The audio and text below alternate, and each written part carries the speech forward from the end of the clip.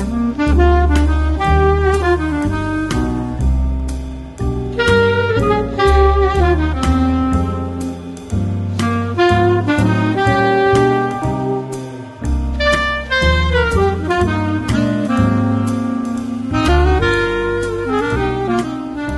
lagi sahabat Kompas di tamu kita sesi Leader Signature.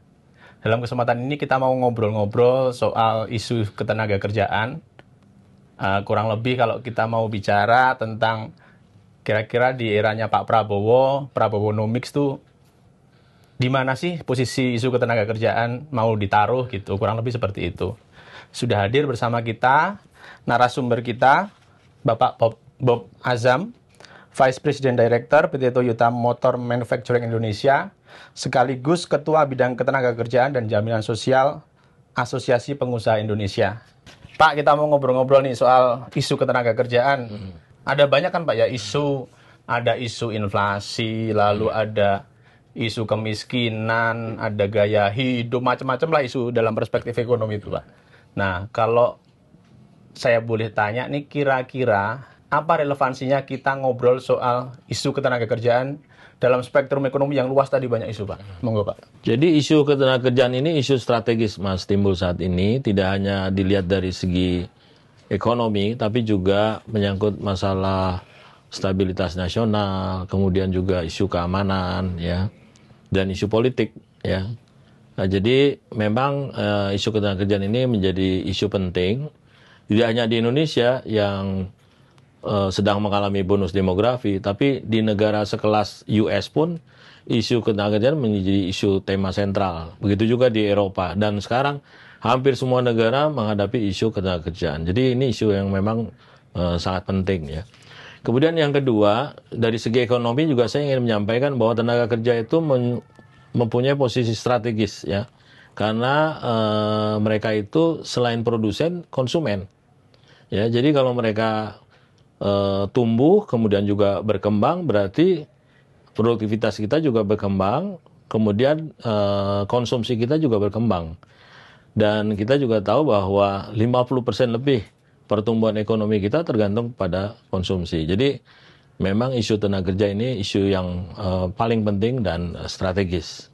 Jadi memang sejak di awal pemerintahan Pak Prabowo, ya, sewaktu kita ada sharing dengan tim ekonomi beliau, kita sudah berapa kali menekankan kepada tim Pak Prabowo agar isu ketenagakerjaan ini dijadikan sebagai indikator penting untuk menilai keberhasilan pemerintah, ya. Tidak hanya target secara jangka panjang, tapi juga harus direview secara berkala, ya. Apakah itu bulanan, ya, apakah kuartal, ya. Itu sebenarnya masukan kita kepada tim ekonomi beliau.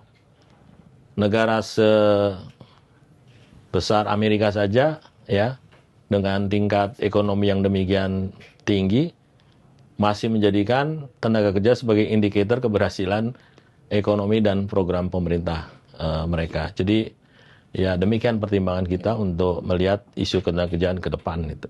Bahkan kalau di Amerika jadi satu pertimbangan untuk naik atau nurunin suku bunga, untuk mengambil kebijakan ekonomi, isu ketenagakerjaan itu yang jadi pertimbangan utamanya. Jadi sempat ada ini Pak, ya, Pak, dikomunikasikan dengan timnya Pak Prabowo waktu itu, ya, soal isu ketenagakerjaan. Setelah beliau diumumkan sebagai pemenangan, tim bergerak untuk grasping isu-isu yang ada di masyarakat, termasuk dengan Apindo juga. Nah, ketenagakerjaan ini salah satu aspek yang dibahas dengan tim ekonomi Pak Prabowo. Dalam refleksinya almarhum Faisal Basri itu kan disebutkan Pak, ya, kalau Sumitronomics lah, itu yang pasti kita semua pahami sebagai salah satu DNA-nya pembangunannya Pak Prabowo ini, disebutkan kan pahamnya memang sosialis nasionalis atau sosialisme negara. Artinya kalau secara teknokrasinya itu adalah penciptaan lapangan kerja itu bukan dianggap sebagai efek dari pembangunan, tapi tujuan pembangunan itu sendiri gitu, Pak. Nah, ini kan secara teknokrasi, tapi sejauh ini kalau Pak Bob lihat, apakah sudah terkonversi dalam kebijakan-kebijakan Pak Prabowo? Ya, saya rasa waktunya masih terlalu dini, ya, untuk kita melihat. Tapi kan kita lihat bahwa sebelumnya mungkin kita melihat isu pertumbuhan dan isu pemerataan, ya. Kita berharap bahwa dengan adanya pertumbuhan kita bisa melakukan pemerataan ekonomi, ya. Nah, mungkin dengan pendekatan yang berbeda saat ini, ya, yang lebih sosialis, ya, mungkin dibalik, jadi pemerataan untuk pertumbuhan, ya. Nah, jadi kita melihat segala sesuatu aspek ekonomi yang pertama dilihat dari segi pemerataan terlebih dahulu, kemudian kalau misalnya pemerataannya itu bisa berjalan dengan baik, Indonesia pasti pertumbuhannya juga akan berlangsung dengan baik. Saya lihat perubahannya seperti itu. Tapi apakah itu nanti dijabarkan di dalam program-program pemerintah? Menurut saya memang butuh waktu, butuh proses, ya. Karena walaupun pemerintahannya berbeda, birokrasinya kan sama. Ya, nah jadi bagaimana mengembangkan pemikiran, mindset terlebih dahulu sebelum nanti dituangkan di dalam program-program kerjanya, gitu loh. Nah, kemudian program kerja sebelumnya, pemerintahan sebelumnya tidak dengan demikian bisa diputus, ya kan? Pasti nanti masih ada yang berlangsung dan bagaimana perubahan-perubahan itu diadaptasi dalam program kerja berikutnya. Sebelum nanti kita lanjut ke kebijakan pemerintahan yang ada sekarang, Pak, sedikit lebih refleksi, Pak. Tantangan apa sih yang dihadapi dunia usaha dalam terkait penciptaan lapangan kerja, Pak? Dari perspektif dunia usaha. Ya, memang sejak 2019 sebenarnya kita menghadapi fenomena pelambatan perekonomian, ya, baik di pasar domestik maupun di pasar ekspor, ya, internasional, ya. Nah, kemudian setelah COVID, ya, memang ini diperparah lagi, ya, yang menyebabkan demand juga melemah, dan yang paling terpukul kan yang middle low segment, ya, yang mungkin setelah COVID ada yang selamat, ada yang masih berjuang, tapi ada juga yang pass away gitu loh, ya. Nah, ini yang kita lihat sebagai satu fenomena yang berdampak kepada penciptaan lapangan kerja, gitu. Nah, fenomena ini sebenarnya tidak hanya terjadi di Indonesia, hampir di seluruh dunia sekarang menghadapi fenomena yang sama, ya, masalah PHK, penciptaan lapangan kerja. Itulah yang kita hadapi saat ini, pelemahan permintaan yang berakibat kepada terjadinya pemutusan hubungan kerja. Jadi dari Apindo sendiri kita melakukan survei, ya, kira-kira bulan Maret, ya, untuk melihat seperti apa fenomena ini. Dari 50% perusahaan yang kita survei, mereka melakukan pengurangan tenaga kerja. Dan 50% lagi mungkin tahun depan mereka akan melakukan hal yang sama. Nah, kemudian dari perusahaan yang kita survei juga 67% mereka tidak ada rencana untuk ekspansi untuk tahun depan, itu loh. Kemudian dari 15 sektor, 9 sektor dalam kurun waktu 5 tahun tidak mengalami pertumbuhan, ya. Nah, jadi ini isu-isu yang kita hadapi yang akhirnya muaranya adalah berdampak kepada penciptaan lapangan kerja. Pak, yang tadi 15 sektor itu fenomena ini general atau ada beberapa yang memang agak anomali, Pak, fenomena tadi? Ya, yang anomali justru yang tumbuh. Ya, yang tumbuh kita tuh justru pergudangan, kemudian juga, ya, saya nggak tahu nih apa sebenarnya dibalik pergudangan kita tumbuh bahkan 2 digit, ya. Apa karena barang impor banyak yang masuk, ya kan? Atau memang kegiatan logistik kita yang tumbuh, ya. Tapi kalau produksinya melemah, logistiknya umumnya melemah juga, gitu loh. Jadi secara sektor umum fenomenanya sama semua, Pak, ya, melemah, ya? Ya, ada yang melemah, ada yang menguat, ada yang juga up and down, ya. Jadi fenomenanya seperti itu, seperti huruf K lah, ya. Jadi ada yang naik dan ada yang turun, ya. Tapi kebanyakan mereka dari 15 sektor, ya 9 sektor mengalami stagnan, ya. Kita bisa sampaikan. Pak, saya bawakan data menarik nih. Nanti saya minta Pak Bob untuk komentar nih. Jadi saya mengambil 10 tahun terakhir lah. Jumlah angkatan kerja Indonesia itu tahun 2012 itu 128 juta. Tahun ini 153 juta. Artinya rata-rata tiap tahun itu angkatan kerja kita tuh naik 2,5 sampai 3 juta. Dan di tahun ini tuh melambung jadi penambahnya 3,6 juta. Artinya kan ini terus akan tumbuh gitu. Yang menjadi catatan juga adalah jumlah pengangguran kita 7 juta. Itu yang pengangguran, istilahnya pengangguran terbuka. Nah, orang yang bekerja mungkin kalau di awam itu dianggap pengangguran, tapi dalam data ini bisa dianggap bekerja. Jadi memang data ini masih sangat tidak mencerminkan menurut saya untuk kehidupan yang di lapangan gitu. Lalu sektor informal dan formal itu kan nggak berubah Pak ya. 60% masih informal, yang 40% masih formal gitu. Nah, yang menarik lagi Pak, 10 tahun 20 tahun terakhir bahkan itu elastisitas pertumbuhan ekonomi terhadap penyerapan lapangan kerjaan semakin turun tuh. 2009 500.000 orang, lalu 2012 sampai 2015 itu udah turun jadi 200.000 orang untuk 1% pertumbuhan. Tahun lalu tuh kurang lebih 100.000. Jadi artinya semakin turun Pak. Kira-kira gimana tuh Pak? Kita lihat hampir ya, kita hitung dalam 10 tahun rata-rata tuh setiap tahun masuk pasar kerja itu 3 juta sampai 3,5 juta pencari kerja baru. Iya.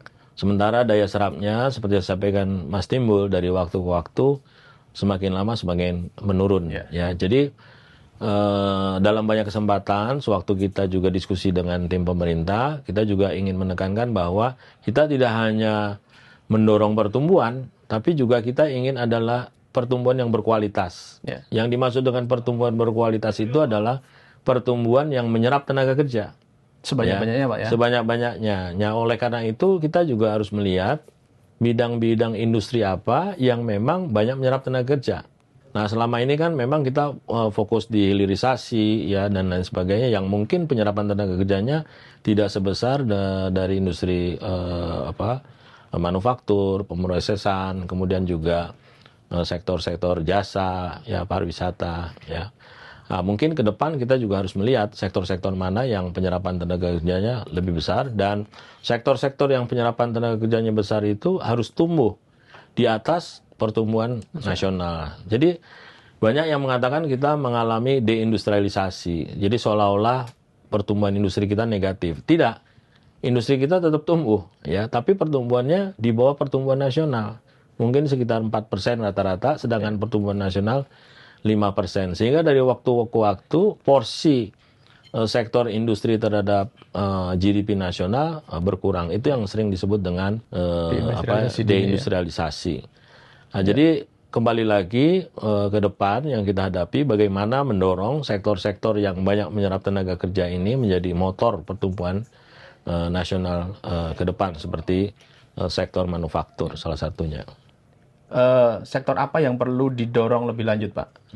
Yang penyerapannya lebih banyak dibanding sektor-sektor lain. Tidak berarti yang lain ditinggalkan, tapi ini memang harus jadi prioritas gitu. Ya, jadi memang kan begini, kita kadang mengajar angka pertumbuhan. Kalau kita mengajar angka pertumbuhan, mungkin kita konsentrasi di capital investment, ya, sektor-sektor yang padat modal gitu loh, ya.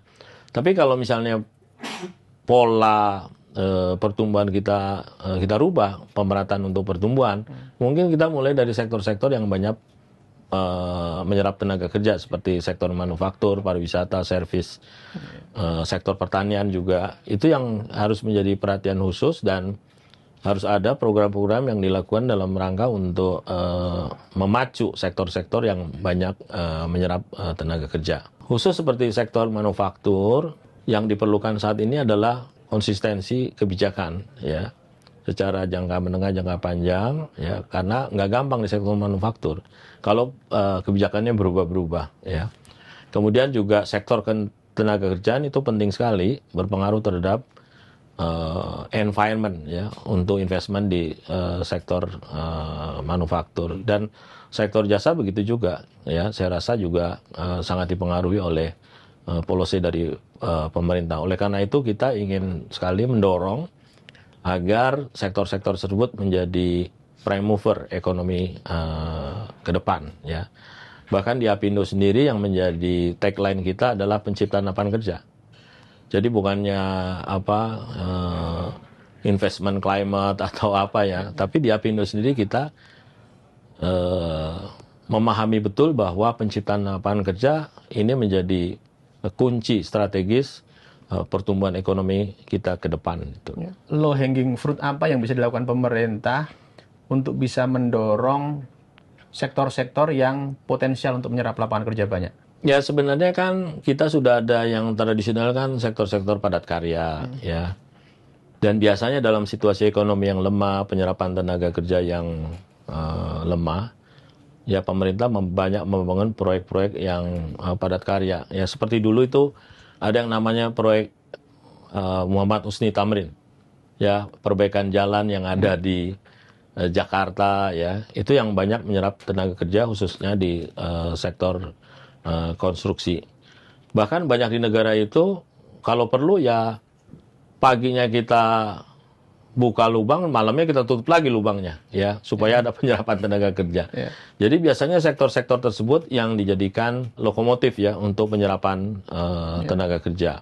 Tetapi saya ingin menekankan kembali ya, Mas Timbul ya, bahwa kita jangan hanya orientasinya ke jangka pendek, kita juga harus prepare secara jangka menengah, jangka panjang, ya. Karena begini, ekonomi Indonesia ini nggak bisa dikejut-kejut ya, nggak bisa dipaksa-paksa, didorong, dilompat-lompat ya. Tapi kita akan lebih sustain ya tumbuhnya dengan baik kalau memang dipersiapkan stagesnya ya. Seperti zaman Orde Baru kan ada Repelita 1, Repelit 2, Repelit 3, 4. Ini relatif lebih sustain pertumbuhannya karena memang benar-benar dipersiapkan secara tahapan. Nah sekarang persoalannya kan dengan sistem demokrasi kita yang baru yang berganti pemerintahan setiap 5 tahun, paling lama 10 tahun, ya, kecenderungan pemerintah itu berpikir secara short term gitu loh. Ya, jadi disinilah dibutuhkan bagaimana membangun kesinambungan antara pemerintahan sebelumnya dengan pemerintahan berikutnya melalui perencanaan yang sifatnya jangka menengah dan jangka panjang. Pak, jadi tadi kan yang Bapak sebutkan soal kebijakan pemerintah yang afirmatif sifatnya, tadi kayak konstruksi itu berarti kan pendekatannya fiskal ya. Belanja negara digelontorkan untuk menggerakkan sektor real. Tapi ada juga aspek lain dunia usaha yang sudah gerak itu. Nah, ini kan juga tidak mudah karena permintaan lagi lemah, Pak. Belanja didorong, tetapi yang untuk dunia usaha itu kira-kira kebijakan afirmasi apa yang bisa atau diharapkan dunia usaha, Pak, sehingga bisa menggerakkan dunia usaha? Ya, kita sih berharap bahwa fiskal pemerintah ini tidak hanya dilihat sebagai pendorong ya, tapi juga fiskal pemerintah ini kita harapkan juga bisa menjadi stimulus. Ya, sebagai contoh misalnya pemerintah membuat kebijakan untuk memberikan relaksasi ya terhadap bidang-bidang yang menyangkut industri yang mempunyai elastisitas permintaannya itu lebih dari 1. Artinya kalau pemerintah kasih 1, dia bisa mengakselerasi lebih dari 1, menghasilkan 1,5 atau 2 kali lipat. Nah, bidang-bidang seperti ini bisa menyelesaikan 2 aspek sekaligus. Aspek pertama bisa mendorong pertumbuhan, aspek kedua bisa menghasilkan revenue bagi pemerintah. Sehingga pemerintah nggak terlalu repot ya memikirkan insentif fiskal yang membebani anggaran pemerintah saat ini yang memang sudah tertekan ya. Nah, ini yang harus diprioritaskan ya. Tentunya harus diteliti juga bareng-bareng dengan akademisi ya dan lain-lain. Bidang apa saja sih yang mempunyai elastisitas yang baik ya, yang tidak hanya diberi stimulus menghasilkan pertumbuhan ekonomi, tapi juga akselerasi yang menciptakan revenue bagi pemerintah. Nah, ini yang menurut kita yang harus dipacu. Nah, biasanya di negara-negara lain mereka menjadikan sektor konstruksi, perumahan sebagai satu bidang yang bisa menciptakan multiplier effect ya, termasuk di bidang otomotif juga. Saya nggak enak ngomongnya, saya dari otomotif itu ya kan. Tapi pengalaman kami setelah COVID ya, sewaktu pemerintah kasih relaksasi, itu justru pajak yang dihasilkan oleh sektor otomotif itu malah lebih besar daripada insentif yang diberikan. Nah, ini yang menurut saya juga harus dipertimbangkan untuk menjadi prime mover ekonomi ke depan.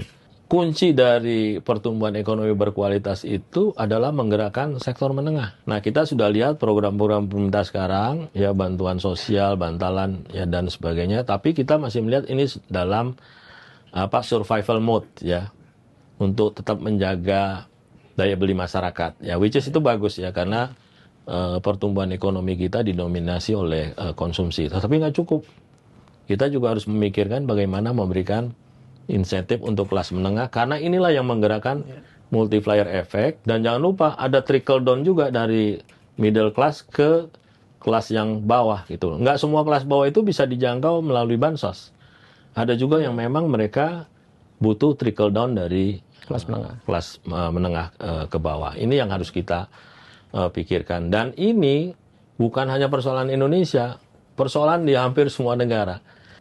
Saya sekarang pengen masuk ke lebih detail ke regulasi. Bagaimana perubahan regulasi ketenagakerjaan itu mempengaruhi keputusan dunia usaha untuk merekrut tenaga kerja baru. Misalkan ini ada Undang-Undang Cipta Kerja yang belakangan juga direvisi ya oleh MK gitu.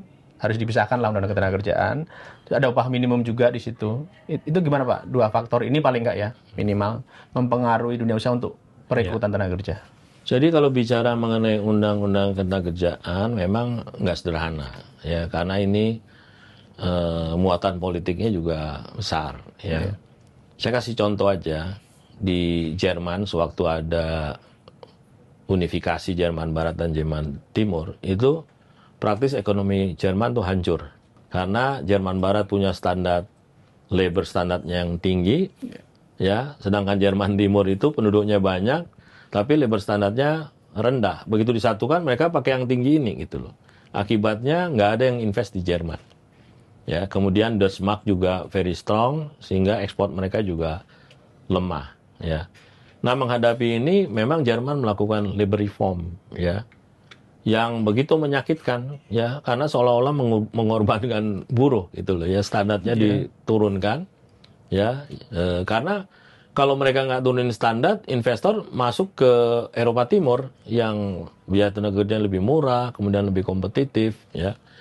Nah, menghadapi situasi seperti ini, akhirnya Kansler Schröder itu melakukan labor reform, ya, yang memang benar-benar menyakitkan, ya, karena berdampak terhadap standar buruh di Jerman waktu itu, dan bahkan Schröder jatuh pemerintahannya, korban, ya kan? Ya, tapi kemudian kemudian dilanjutkan Merkel, ya, yang kemudian memetik hasil dari pengorbanan dari Schröder. Jadi memang kalau mau take off memang pengorbanannya luar biasa nih, ya. Secara politik itu juga yang akan dihadapi, ya. Sebaliknya pemerintahan seperti Yunani dia nggak ambil opsi ini, ya, lebih baik menambah hutang terus, ya, akhirnya ekonominya hancur, kolaps, ya. Nah, di Indonesia juga kita sewaktu meluncurkan Omnibus Law kan luar biasa, ya, gunjang-ganjing politiknya, ya. Belum 2 tahun kan sudah dirubah lagi, ya. Padahal waktu itu sebenarnya sudah lumayan banyak investor yang dari padat karya yang akan masuk ke Indonesia sebenarnya, ya. Cuma kan memang secara politik nggak menguntungkan, ya. Akhirnya ada revisi lagi, ya, terhadap Omnibus Law. Nah, jadi kalau kita lihat memang sangat berdampak, ya, apalagi kepada Indonesia yang kita masih butuh dua-duanya. Kita masih butuh industri yang padat karya, sekaligus juga industri yang padat modal. Kenapa? Karena tipikal tenaga kerja kita yang masih 50% didominasi pendidikan menengah ke bawah. Ya, sehingga kita tidak bisa mendinai kita butuh investor untuk padat karya. Tapi bukan berarti bahwa buruhnya harus menderita.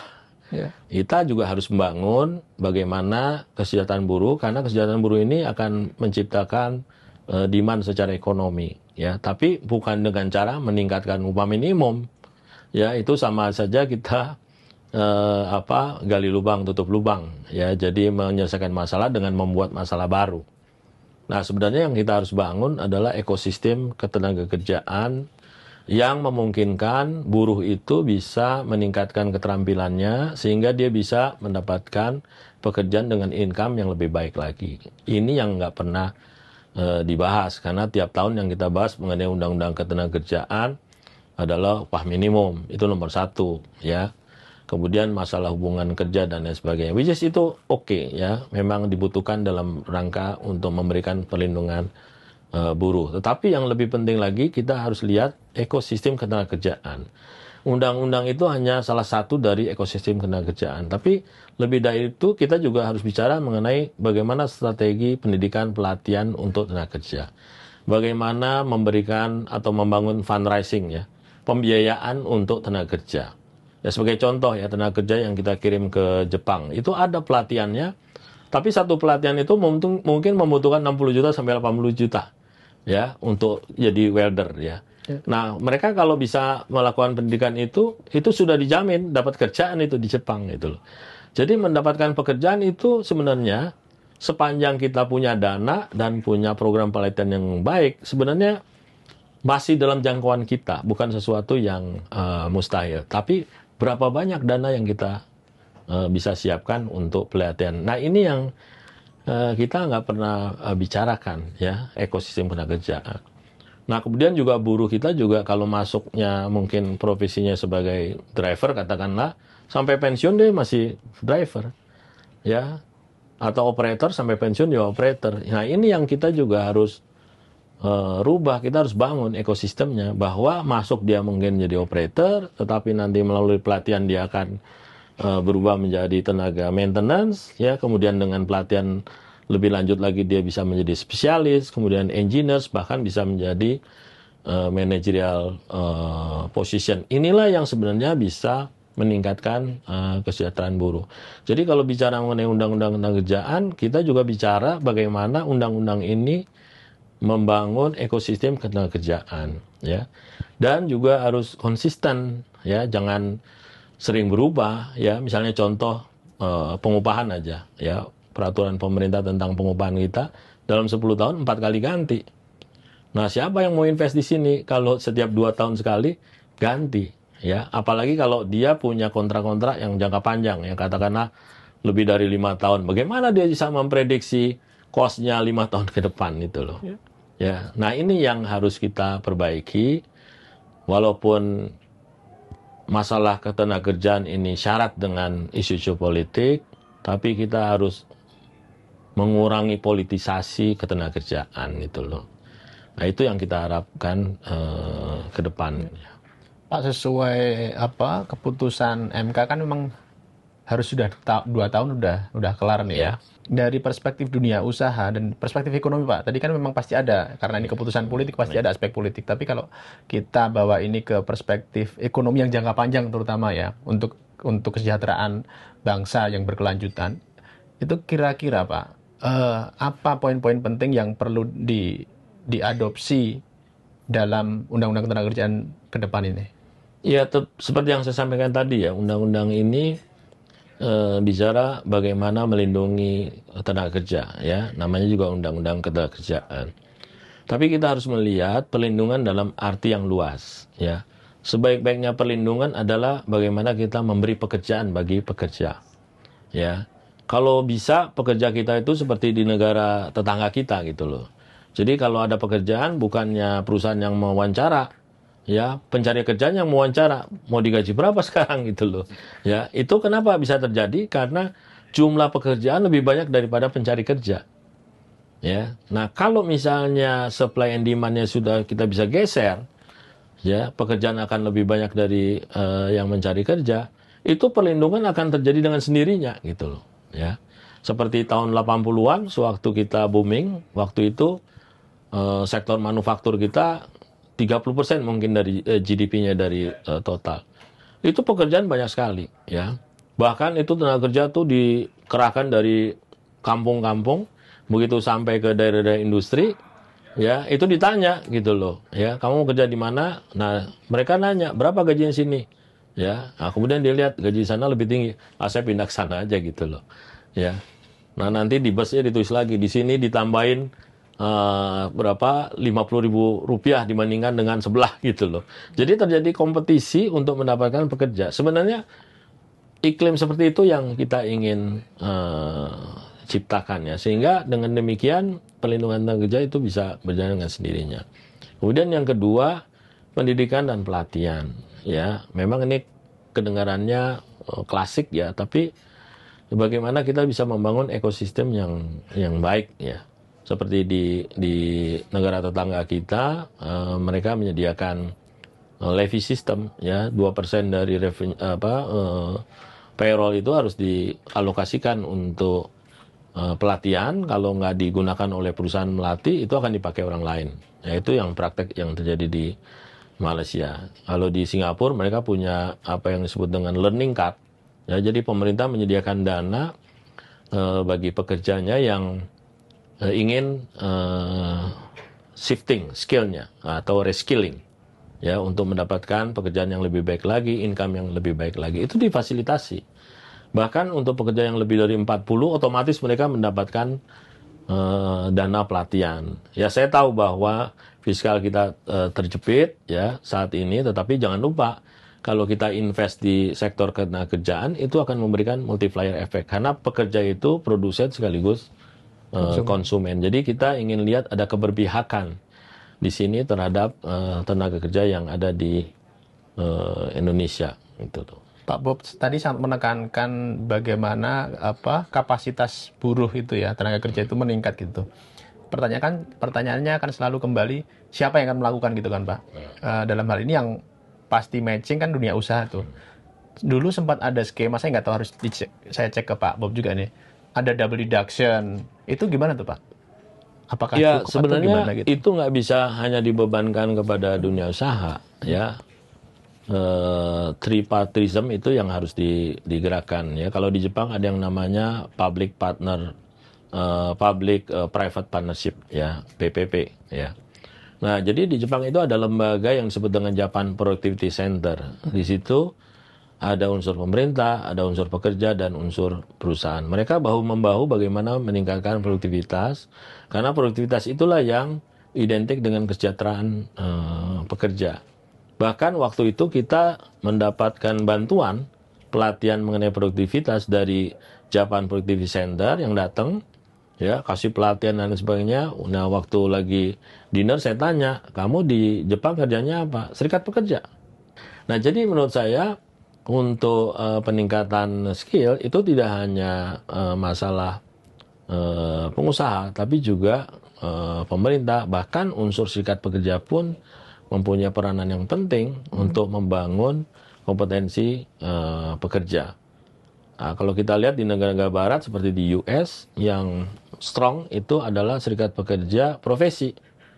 Ya, jadi profesi mereka apa? Kemudian mereka berkumpul, mereka membuat Program pelatihan, skill, Pak, ya. pelatihan, membuat jenjang, dan mereka bargain berdasarkan skill mereka itu loh, ya. Kita kalau nggak dibayar sekian, ya kita nggak mau, gitu loh.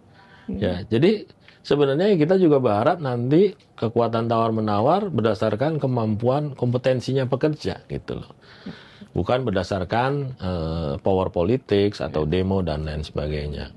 Pak, kalau saya balik dan spesifik sedikit, Pak Bob, jadi kalau tadi ada tanggung jawab ini terdistribusi ke beberapa pihak lah. Tapi kalau dari sisi pengusaha aja Pak, kalau itu tanggung jawab itu didistribusikan sebagian ke pengusaha dunia usaha, kira-kira afirmasi apa yang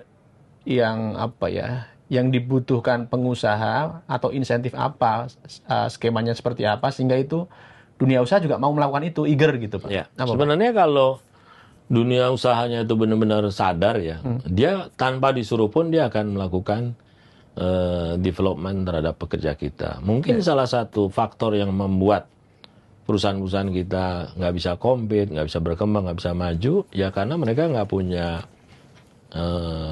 spirit untuk mendevelop pekerjanya. Ya, jadi kita sih berharap bahwa dunia usaha mereka punya spirit untuk mendevelop pekerjanya. Ya, nah kalau misalnya ada insentif itu akan mengakselerasi, ya, mempermudah, mempercepat development dari pekerjanya. Apalagi kalau itu sama-sama dibangun kerjasama dengan serikat pekerja, itu yang sudah paling ideal. Tetapi yang penting DNA-nya perusahaan itu sendiri harus ada, ya, untuk mendevelop pekerjanya. Kita nggak lihat negara-negara yang maju itu yang industrinya nggak peduli terhadap kualitas tenaga kerjanya, ya. Bahkan di negara sekelas Amerika itu untuk mendidik teknisian itu dipersiapkan sejak TK, ya, dengan STEM-nya, ya, science, teknologi, engineering, mathematics, ya.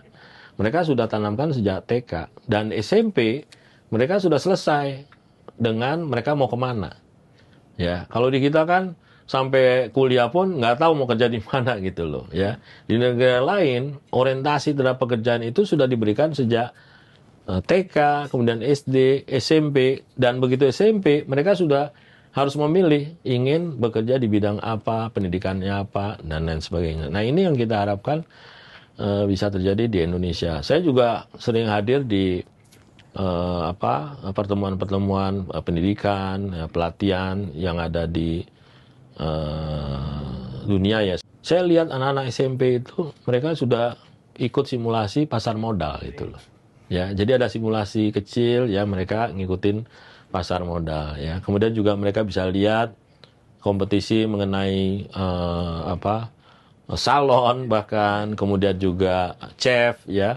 Sehingga mereka memang dibuka ya pandangan mereka, begitu banyak profesi pekerjaan yang terbuka ke depan. Nah, tinggal mereka melihat mereka mau di mana, minatnya bidang apa, dan bagaimana mempunyai atau mengikuti pelatihan yang bisa mewujudkan dream-nya mereka. Saya juga berharap di Indonesia pun one day itu juga bisa kita melakukan reformasi di dunia pendidikan kita gitu loh. Ya. Barangkali ada yang bisa di-share dari praktek Toyota, Pak. Bagaimana program-program peningkatan kapasitas tenaga kerja, Pak? Ya, kita kalau di perusahaan itu ada yang namanya working life ya. Working life itu kita merencanakan pekerja kita sejak mulai bergabung sampai nanti pensiun ya. Seperti apa stagesnya ya, dan kemudian pelatihan-pelatihannya seperti apa. Tapi ini adalah career planning yang dibuat oleh perusahaan. Tapi career path itu harus dibikin oleh dirinya sendiri. Ya, dia mau seperti apa dan dia mau mengikuti career planning yang sudah dibuat sebagai reference atau dia bisa membuat career path-nya sendiri gitu loh. Karena di perusahaan juga dimungkinkan pekerja itu untuk pindah bagian ya, rotasi, bahkan mutasi, ya bahkan dia juga bisa meminta untuk pindah ke supply chain Toyota misalnya ya, dengan jabatan yang lebih tinggi lagi. Jadi intinya kita membangun infrastruktur, memfasilitasi, tetapi kita juga membuka peluang sebesar-besarnya untuk mereka mengembangkan dirinya sendiri, self development, ya voluntary activity, ya, dan fungsi kita adalah memberikan fasilitasi, kemudian juga mentoring ya kepada pekerja-pekerja. Ya sebenarnya iklim itu yang kita coba bangun ya. Dan mereka juga punya aktivitas voluntary yang mereka lakukan sendiri. Dan setiap tahun itu ada festivalnya. Jadi mereka bisa presentasi di depan direksi, improvement apa yang mereka lakukan. Kemudian juga di situ diberikan apresiasi. Ya intinya kita menjadikan manusia itu sebagai subjek, bukan menjadi objek gitu loh. Nah kemudian juga DNA itu harus benar-benar ditanamkan di value-nya perusahaan ya. Bagi kita itu make people before make product. Jadi kita siapkan people-nya sebelum kita membuat produk ya. Nah kemudian juga kita berusaha untuk orang bekerja itu penuh motivasi ya. Seperti orang bermain ya. Kan sering kita lihat ya, kenapa orang bermain itu motivate itu loh, tapi bekerja nggak motivate ya. Ya, jadi memang ada penelitian yang dilakukan di Jepang untuk melihat unsur-unsur apa yang ada di permainan yang tidak ada di pekerjaan. Misalnya ya, kalau di permainan itu clear role-nya ya. Jadi kalau kita main tenis atau badminton ya, kapan bola masuk, kapan bola keluar, skornya seperti apa, itu clear. Nah, jadi pekerja itu butuh clear role-nya seperti apa. Nah, kemudian dia bisa mendapatkan feedback. Jadi kalau kita main, kan bola masuk kan ada feedback. Kita dapat skor. Ya. Nah, bayangin kalau pekerja itu nggak dapat feedback. Apakah dia bekerja dengan baik atau tidak baik? Ya bagaimana dia bisa membangun motivasi. Kemudian juga ada reward system. Kemudian juga ada freedom. Ya. Nah, jadi unsur-unsur itu yang dilihat di permainan yang coba diterapkan di pekerjaan sehingga orang bisa bekerja seperti bermain itu loh ya.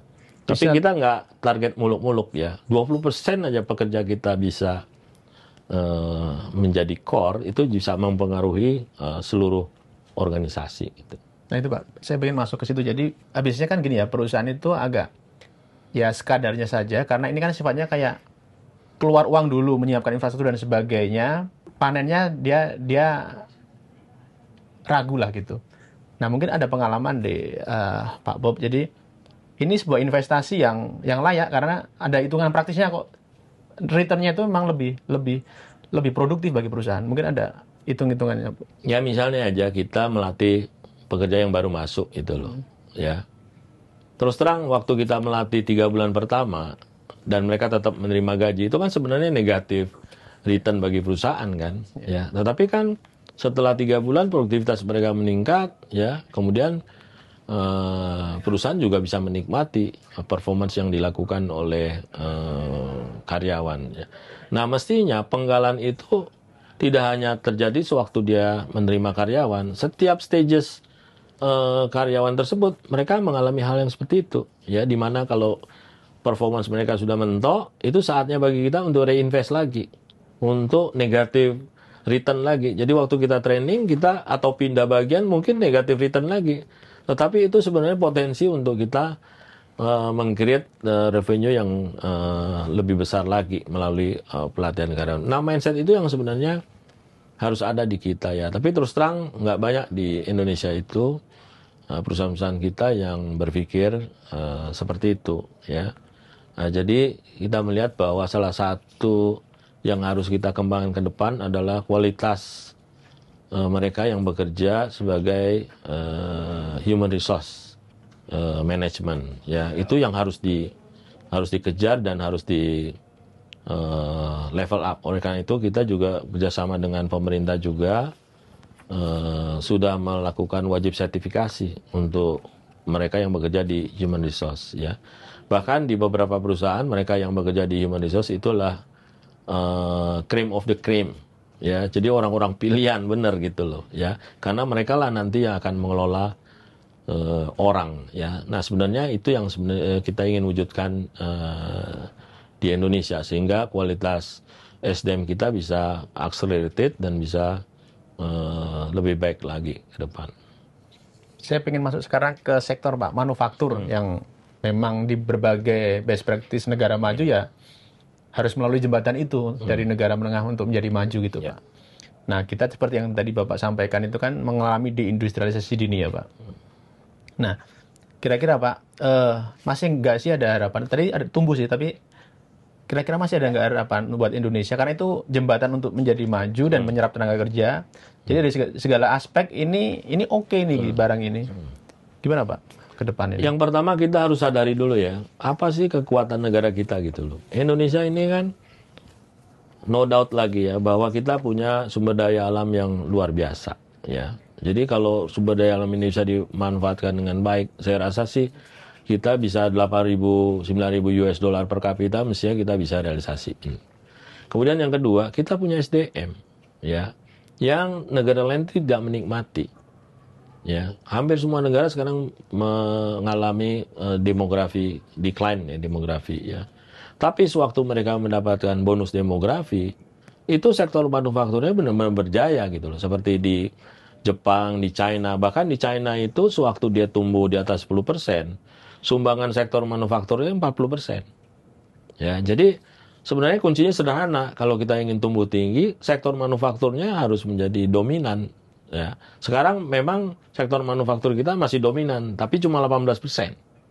Ya, nah, jadi kalau sektor manufaktur itu bisa ambil peran yang lebih besar lagi, saya rasa pertumbuhan ekonomi tinggi itu bukan tidak dalam jangkauan kita, sangat dalam jangkauan kita. Dan kuncinya adalah SDM yang berkualitas dan perlu ada keberpihakan secara politik, secara anggaran untuk itu ya, karena masalah SDM ini mau nggak mau kita ngomong masalah biaya, masalah cost, masalah investment ya. Dan bagaimana kalau ya saya sedih aja kalau lihat-lihat ke SMK kita, satu alat itu diantri oleh 20 orang, 25 orang ya. Jadi kapan dia merasakan menggunakan alat itu ya untuk punya skillnya. Dan ini kan butuh investasi yang luar biasa. Dan ini nggak sederhana membalikkan tangan ya. Bagaimana kita dulu menaikkan anggaran pendidikan kita menjadi 20%, kan nggak serta-merta kualitas pendidikan kita menjadi baik ya. birokrasi kita juga butuh latihan ya untuk menggunakan anggaran demikian besar ya. Nah, ini yang jadi PR kita ya. Nah, bagaimana juga melibatkan private sector ya sebanyak-banyaknya untuk mengembangkan SDM kita. Nah, kemudian yang ketiga, kita juga punya sumber daya karbon ke depan. Sumber daya karbon ini kan luar biasa ya. Hutan kita ya, itu berapa juta hektar, dan ini ke depan ini akan valuasinya makin lama makin besar gitu loh ya. Jadi ke depan ini kita sudah punya 3 pilar kuat sebenarnya. Sumber daya alam yang bagus, sumber daya manusia yang berlimpah, dan sumber daya karbon. Tinggal bagaimana memanfaatkan ini dengan baik ya. Dan saya yakin ya dengan sumber daya manusia yang baik, kalau tadi dengan sumber daya alam kita bisa 8.000, 9.000, mungkin dengan SDM kita bisa 20.000, ya bahkan 25.000 US dollar per kapita. Ditambah lagi sumber daya karbon, mestinya 30.000 ke atas tuh bukan hal yang mustahil ya. Tapi intinya bagaimana kita bisa memanfaatkan itu semua ya. Memang tantangannya nggak kecil ya, karena kita sekarang masih dilanda inefisiensi ya kan. Mas Timbul juga tahu bahwa ICOR kita tuh 6-7 ya, bandingkan negara lain yang 4 ya. Artinya kita membutuhkan 6 input untuk menghasilkan 1 output. Ini kan inefisiensi yang luar biasa. Ya, ini yang harus dibenahi ya. Kalau enggak nih sumber daya yang sudah ada ini akan sia-sia. Lebih banyak orang lain nanti yang memanfaatkan sumber-sumber yang ada di kita. Bayangin aja, sumber daya alamnya di kita, orang lain yang mengolahnya, sumber daya manusia orang lain yang menggunakannya ya, dan bahkan nanti sumber daya karbon orang lain juga yang memanfaatkannya, karena kita tidak bisa memanfaatkan dengan efektif dan baik. Dan untuk memanfaatkan itu jangan sekali-sekali kita hanya short term, kita harus bangun stages dan fondasi yang kuat ya. Ekonomi kita nggak bisa dihentak-hentakan, dorong-dorong terus mendapatkan hasil dalam waktu pendek. Kita harus rencanakan semua dengan baik gitu loh. Pertanyaan terakhir Pak, Cina bisa seperti sekarang, salah satu pilar utamanya dia manufaktur dan ekspor yang kuat. Ini dua kombinasi ini yang mengantar dia sampai sekarang ini. Nah, mumpung nih Pak, baru saja kita ASEAN, terus di Kanada juga nih, ASEAN juga punya kita. Gimana Pak ya Pak? Jadi manufaktur one thing, tapi juga the other thing tadi itu membuka pasar-pasar baru yang dengan fragmentasi dunia yang ada bisa jalan bareng dan harmonis, sehingga itu mengantar kita lebih maju Pak. Gimana Pak? Ya sebenarnya dengan adanya Trump 2.0 ya sebenarnya ya, kalau kita lihat posisi kita di ASEAN itu, sekali lagi ASEAN menjadi sumber production base ya untuk ekspor dunia loh ya. Entah itu produk-produk tekstil, kemudian juga sepatu, padat karya, kemudian juga otomotif, elektronik ya. Hampir semua barang-barang dunia itu salah satu production base-nya ASEAN. Nah, bahkan dengan Trump policy ini, ASEAN ini relatif mendapatkan tarif yang paling rendah ya, antara 10-20%. Kalau 10% itu udah harus lah. Negara sahabat seperti Singapura juga kena 10% ya. Nah, jadi ASEAN itu compare dengan katakanlah India ya yang kena tarif 50%, Brazil 50%, ya Eropa. ASEAN relatif lebih kompetitif. Ya, jadi kemungkinan bahkan China sekalipun akan menggunakan ASEAN sebagai production base-nya. Apalagi kalau misalnya negara tersebut punya perjanjian dagang ya, free trade dengan kawasan-kawasan lain ya. Jadi ini sebenarnya peluang yang besar ya. Tapi kita juga harus lihat bahwa dengan Trump 2.0 ini ada terjadi perubahan landscape ya perdagangan ya. Saya juga pernah Juni lalu ikut pertemuan WTO di Jenewa ya, bahwa sekarang isunya itu bukan hanya free trade tapi fair trade. Ya, tidak hanya free tapi fair. Nah, jadi kita juga harus membenah policy di dalam negeri kita supaya kita juga bisa mengembangkan apa yang disebut dengan fair trade itu loh ya.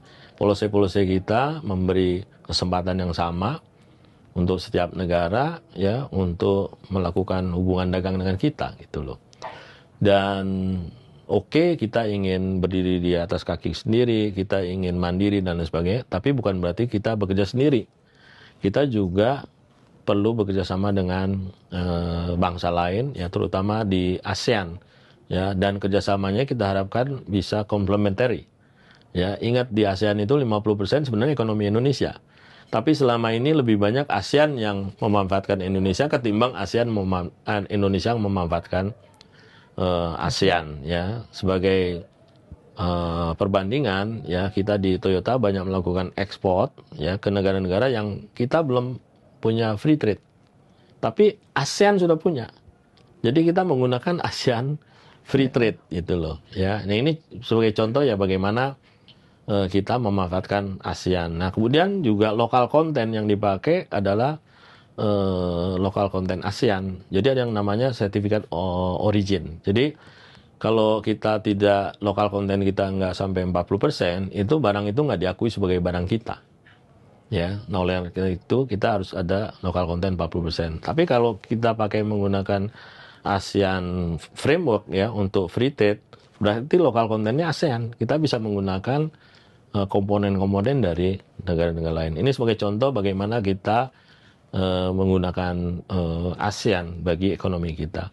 Kemudian yang berikutnya dengan ASEAN, ya, size ekonomi kita kan berarti lebih besar 2 kali lipat, ya, karena dengan ASEAN lebih besar, ya. Nah, ini bisa dijadikan modal bagi kita untuk bargain dengan kawasan lain, ya, ASEAN dengan India, ASEAN dengan China, ASEAN dengan US dan bahkan Kanada. Jadi spirit kita untuk mandiri, berdiri di atas kaki sendiri, harus diimbangi juga dengan spirit kita mampu memanfaatkan ekonomi kawasan untuk kepentingan kita, ya.